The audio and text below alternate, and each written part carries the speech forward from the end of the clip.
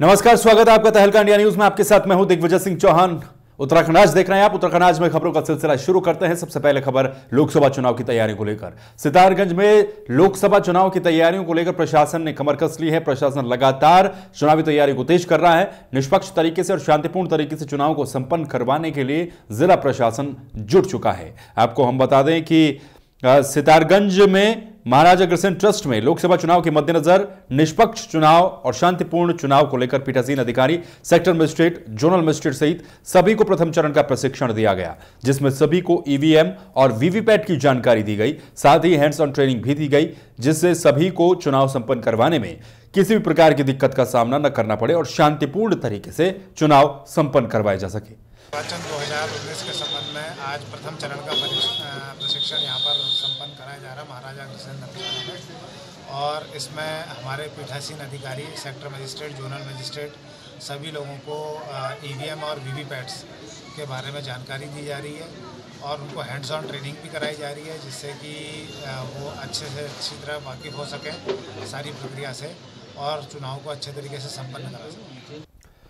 तो वहीं चंपावत में भी निष्पक्ष और शांतिपूर्ण चुनाव संपन्न करवाने को लेकर तमाम अधिकारियों को और चुनाव के दौरान तैनात रहने वाले तमाम कर्मचारियों को इसका प्रशिक्षण दिया गया। आपको हम बता दें कि लोकसभा चुनाव के ऐलान के बाद से ही प्रशासन इस कवायद में जुटा हुआ है कि किस तरह से निष्पक्ष और शांतिपूर्ण तरीके से लोकसभा चुनाव की इस कार्रवाई को संपन्न करवाया जाए। और इसी को लेकर चंपावत जिले में नोडल, सेक्टर, पीठासीन और मतदान के प्रथम कर्मचारियों को प्रशिक्षण दिया गया। राजकीय बालिका इंटर कॉलेज सभागार में आयोजित प्रशिक्षण में जिले के 642 पीठासीन और मतदान कर्मचारियों के साथ साथ सेक्टर और नोडल मजिस्ट्रेटों को भी ईवीएम और वीवीपैट के बारे में विस्तृत जानकारियां दी गई। प्रशिक्षण कार्यक्रम के अवसर पर बोलते हुए जिलाधिकारी रणवीर सिंह ने बताया कि भारत निर्वाचन आयोग के द्वारा चुनाव को पारदर्शी बनाने के लिए ईवीएम के साथ साथ वीवीपैट का प्रयोग सुनिश्चित किया जाए।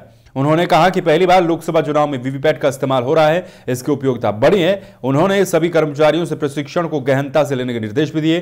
जिलाधिकारी ने बताया कि जिले के चंपावत में चुनाव की तैयारियां जोरों पर हैं और चंपावत जिले के लिए नोडल अधिकारी के साथ साथ 642 मतदान कर्मचारियों को यहां पर प्रशिक्षण दिया गया।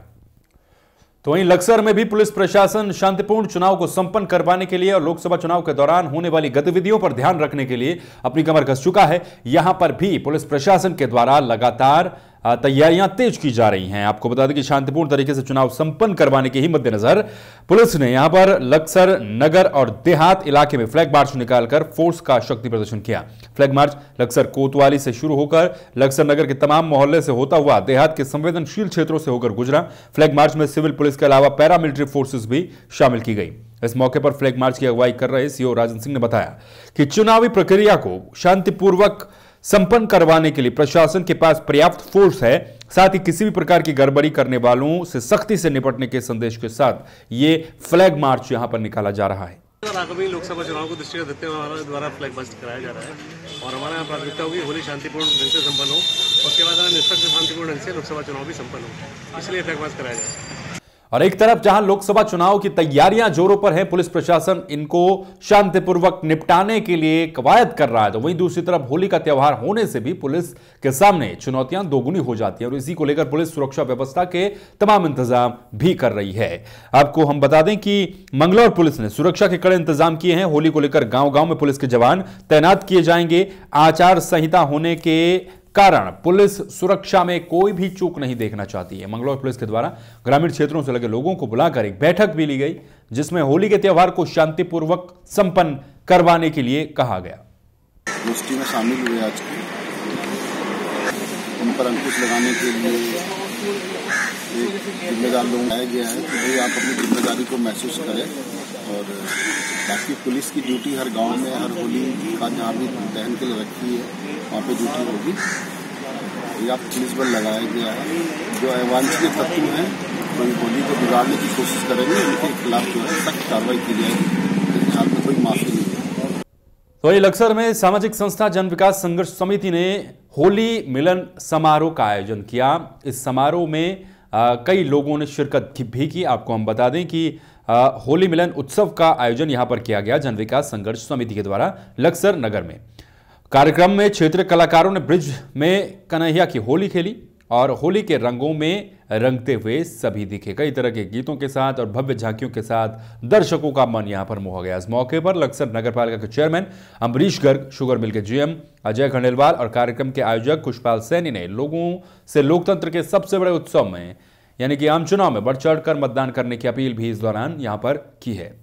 ये कार्यक्रम जो है हमारा सामाजिक कार्यक्रम है और हमारा प्रयास ये है कि जो हमारी भारतीय संस्कृति है उसको हम बरकरार रख सकें, अपने आने वाली जो पीढ़ी हमारी है उसको भी हम मैसेज दे सकें कि हमारी जो संस्कृति कितनी संस्कृति है, कितनी धनी है। आज तक हम इन सारे त्योहारों को मनाते आ रहे हैं तो समाज में इससे सौहार्द का भाव बढ़ता है और जो वैमनस्य है, आपस में बैर भाव है, वो ख़त्म होता है। और ये होली का जो पर्व है ये तो मिलन का पर्व है, इसमें हम अपने गिले शिकवे भूलकर एक मैसेज देते हैं लोगों को, सब गले मिलते हैं और बड़े उल्लास के साथ इस पर्व को मनाते हैं। तो वहीं होली के त्योहार को देखते हुए खाद्य सुरक्षा विभाग की टीम भी अलर्ट में है और लाल कुआं क्षेत्र के आसपास खाद्य सुरक्षा विभाग की टीम ने कई जगहों पर जो निरीक्षण भी किया है। आपको हम बता दें कि स्वीट्स हाउस और परचून की दुकानों पर छापेमारी की गई। इस दौरान तमाम खाद्य पदार्थों के सैंपल भी लिए गए। गौरतलब है कि होली के त्योहार को लेकर खाद्य सुरक्षा विभाग सक्रिय हो जाता है ताकि मिलावटखोरी के खिलाफ कड़ी कार्रवाई अमल में लाई जा सके। त्योहारी सीजन के मौके पर तमाम दुकानदार मिलावटखोरी करते हैं जिससे लोगों के स्वास्थ्य पर बुरा प्रभाव भी पड़ता है। इसको ध्यान में रखते हुए यहाँ पर खाद्य सुरक्षा विभाग की टीम ने छापेमारी की है। वहीं खाद्य सुरक्षा अधिकारी केसी टमटा ने बताया कि दुकानदारों को मिलावटखोरी से सबक सिखाने के लिए यहाँ पर छापेमारी अभियान चलाया गया है, जिसके तहत तमाम स्वीट्स हाउस और परचून की दुकानों पर मौजूदा खाद्य पदार्थों के सैंपल लिए गए हैं। यदि किसी का सैंपल फेल हो जाता है तो उस दुकानदार के खिलाफ आवश्यक कार्रवाई अमल में लाई जाएगी। ये होली के त्यौहार को ध्यान में रखते हुए मिलावट की प्रबल संभावनाएं होती हैं, जिसके तहत खाद्य सुरक्षा विभाग पिछले 8-10 दिन से एक संयुक्त टीम बना करके पूरे नैनीताल जनपद में जगह जगह छापेमारी का कार्यक्रम चल रहा है। इसी सिलसिले में आज हम लाल कुआं में आए हुए हैं और यहाँ पे हम लोग जो मिठाई की, तेल के और घी, वनस्पति इत्यादि खाद्य पदार्थों जिसमें मिलावट की त्योहारों में संभावनाएं काफ़ी प्रबल रहती हैं, उनमें जांच कर रहे हैं और संदेह होने पर नमूना संग्रहित करके जांच के लिए प्रयोगशाला को भेज रहे हैं। उत्तराखंड आज के इस बुलेटिन में यहाँ पर रुकने एक छोटे से ब्रेक के लिए, लेकिन ब्रेक के उस पार भी खबरों का सिलसिला जारी रहेगा।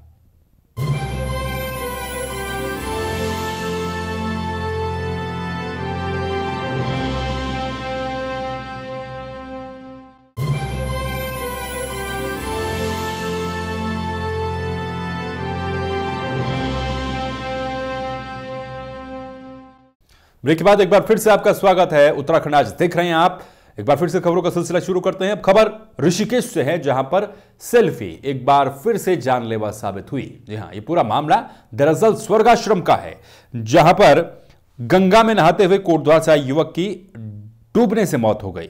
सेल्फी खींचने के दौरान यह हादसा बताया जा रहा है। कोटद्वार से 4 युवक घूमने के लिए यहां पर आए हुए थे। 4 युवक गंगा में प्रतिबंधित क्षेत्र में जाकर सेल्फी खींच रहे थे। पुलिस के द्वारा यहां पर चेतावनी बोर्ड भी लगाए गए हैं। यहां पर पानी गहरा है और स्नान न करें, बावजूद इसके 4 लोग गंगा में नहाते हुए सेल्फी खींच रहे थे कि अचानक ये 3 लोग पानी में डूबने लगे। 3 लोगों को तैरना नहीं आता था। चौथे साथी ने जब अपने साथियों को डूबते हुए देखा तो वो पानी में उसने भी छलांग लगा दी। 2 लोगों को उसने बचा लिया, लेकिन एक को नहीं बचा पाया और वो पानी में डूबता चला गया। दोस्तों के द्वारा शोर मचाने पर जल पुलिस और गंगा किनारे योग कर रहे विदेशी सैलानियों ने नदी में छलांग लगाई।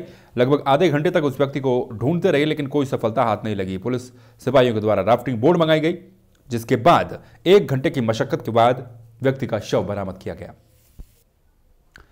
वहीं ऋषिकेश के परमार्थ निकेतन में वीणा फेस्टिवल का आयोजन किया गया। आपको बता दें कि इस वीणा वादन फेस्टिवल में देश विदेश के कई लोगों ने प्रतिभाग भी किया। कई लोगों को यहां पर आमंत्रित किया गया था। वीणा महाराज संगीत समिति के तत्वाधान में परमार्थ निकेतन में सत्संग हॉल में 16वें वीणा संगीत फेस्टिवल का आयोजन किया गया, जिसमें देश के प्रतिष्ठित वीणा वादकों को आमंत्रित किया गया था। इसमें कई वीणा वादकों ने भाग लिया। समिति के अध्यक्ष ने कहा कि देश संगीत के क्षेत्र में काफी आगे निकल चुका है। शास्त्रीय संगीत भारतीय संगीत का अभिन्न अंग है। शास्त्रीय संगीत ध्वनि प्रधान होता है।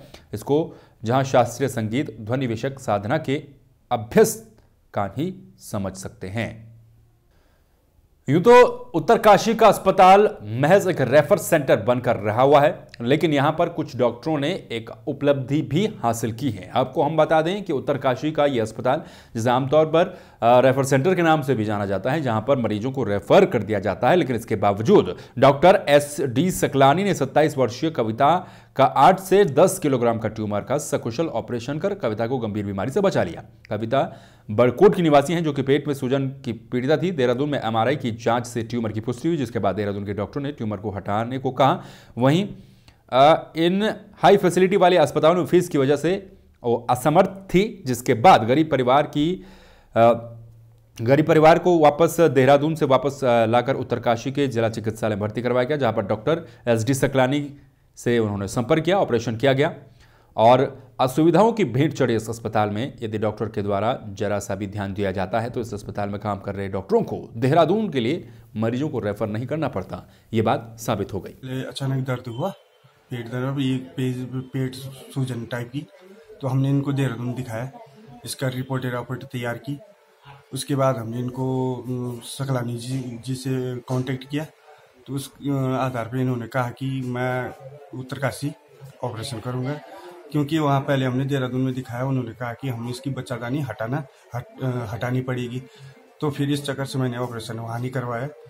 और सकलानी जी ने यहाँ सकलानी जी से कांटेक्ट होने के बाद इन्होंने कहा कि मैं देख के, तो हमने इनकी रिपोर्ट यहाँ उत्तरकाशी पहुँचाई। उसके बाद उन्होंने ऑपरेशन के लिए कल शाम को हमको यहाँ बुलाया। खबर लाल कुआं से है। लाल कुआं में एक व्यक्ति की डंपर की चपेट में आने से दर्दनाक मौत हो गई। आपको बता दें कि यह पूरा हादसा लाल कुआं के मोटा हल्दू क्षेत्र का है, जहां पर डंपर की चपेट में व्यक्ति आ गया, इससे इसकी दर्दनाक मौत हो गई, जबकि डंपर चालक मौके से फरार हो गया। सूचना पर पुलिस पहुंची और शव को कब्जे में लेकर शिनाख्त करने के साथ ही विभिन्न बिंदुओं पर जांच शुरू कर दी गई है। वहीं सूत्रों की माने तो युवक बरेली का रहने वाला था, जो कि यहां पर रहता था और साइकिल से कहीं जा रहा था। अचानक डंपर की चपेट में आ गया, उसकी मौके पर ही मौत हो गई। पोस्टमार्टम के लिए इस शव को भेज दिया गया है। वहीं लक्सर में इन दिनों रोडवेज बस सेवा प्रभावित हो रखी है। आपको बता दें कि यहां पर कई घंटे तक बस न मिलने से यात्रियों ने भी जमकर हंगामा कर दिया। आपको हम बता दें कि रोडवेज व्यवस्था यहां पर चरमराई हुई है। रविवार को सुबह से लेकर दोपहर तक रोडवेज बस अड्डे पर कोई बस न मिलने से यात्री भड़क उठे। यात्रियों ने जमकर हंगामा भी काटा। उनका कहना था कि सवेरे 6 बजे से बस अड्डे पर वो खड़े खड़े इंतजार कर रहे, लेकिन अभी तक कोई भी बस नहीं आई है। यात्रियों ने रोडवेज के अधिकारियों पर मनमानी करने का आरोप भी लगाया। इसी और भी यात्रियों को काफी परेशानियों का सामना यहां पर करना पड़ा।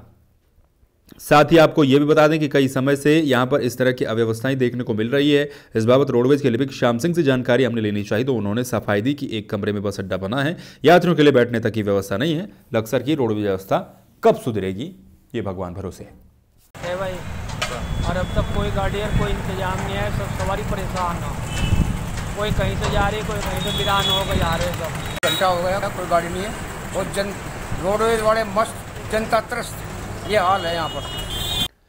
वहीं लक्सर के खड़ंजा कुतुबपुर के क्षेत्र में ही एक व्यक्ति के ट्रेन की चपेट में आने से मौत हो गई। आपको बता दें ये पूरा मामला दरअसल लक्सर का है और लक्सर के कोतवाली क्षेत्र के खड़ंजा कुतुबपुर गांव में रेलवे लाइन पर ट्रेन से कटकर देर रात एक युवक की मौत हो गई।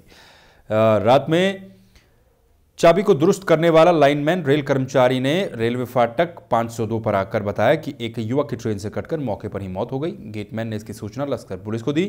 पुलिस पहुंची, शव को कब्जे में लिया गया, इसकी पहचान कराई गई, ग्रामीणों को इसकी सूचना दी गई और उसके बाद सैकड़ों की तादाद में ग्रामीण मौके पर भी पहुंचे। युवक की पहचान इकराम के रूप में हुई है। आपको बता दें कि 24 घंटे से ये युवक लापता था और रेल पटरी पर ट्रेन की चपेट में आकर इस युवक की मौत हो गई थी। ट्रेन के टकराने से हुई है और इस समय पंचायत भर के उसको पोस्टमार्टम के लिए भेजा गया है। आगे जैसे भी कोई एप्लीकेशन वगैरह मिलती है तो उससे विधिक कार्रवाई की जाएगी। उत्तराखंड आज के इस बुलेटिन में फिलहाल के लिए बस इतना ही, लेकिन बाकी खबरों के लिए आप लगातार बने रहिए और देखते रहिए तहलका इंडिया न्यूज। नमस्कार।